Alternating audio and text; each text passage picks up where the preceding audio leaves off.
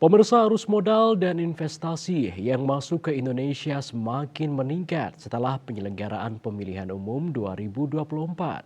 Hal ini diungkapkan Presiden RI Joko Widodo Jokowi di Jakarta.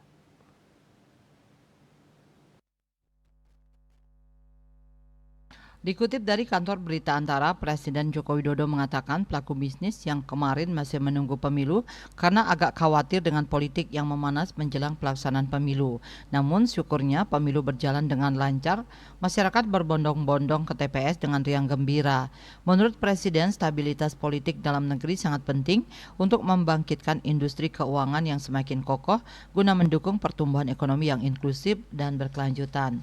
Di tengah kondisi geopolitik global yang kurang baik dengan masih berlangsungnya perang di Gaza dan Ukraina, Presiden memaparkan ketahanan industri keuangan Indonesia dengan tingkat permodalan perbankan mencapai 27,69% dan kredit perbankan yang tumbuh 10,38% YoY atau di atas level pra-pandemi.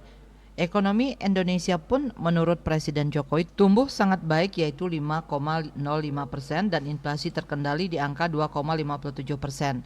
Sementara itu cadangan devisa Indonesia sebesar 145 miliar dolar Amerika Serikat, sekitar 2.271,2 triliun rupiah, neraca dagang surplus 36 miliar dolar Amerika Serikat, setara 570 triliun rupiah, serta defisit transaksi perjalanan surplus 0,16%. Meski demikian, Presiden meminta semua pihak harus berhati-hati dan waspada karena ekonomi global yang berubah sangat cepat dan disrupsi teknologi yang masif terus terjadi. Untuk mendukung ekonomi yang inklusif dan berkelanjutan, Presiden mendorong Otoritas Jasa Keuangan (OJK) untuk terus memperkuat inklusi dan literasi keuangan yang masing-masing masih di angka 75% dan 65% pada 2023. Hal yang tidak kalah pentingnya, dukungan terhadap UMKM melalui perbankan dan asuransi. Kredit perbankan untuk UMKM saat ini masih di angka 19%.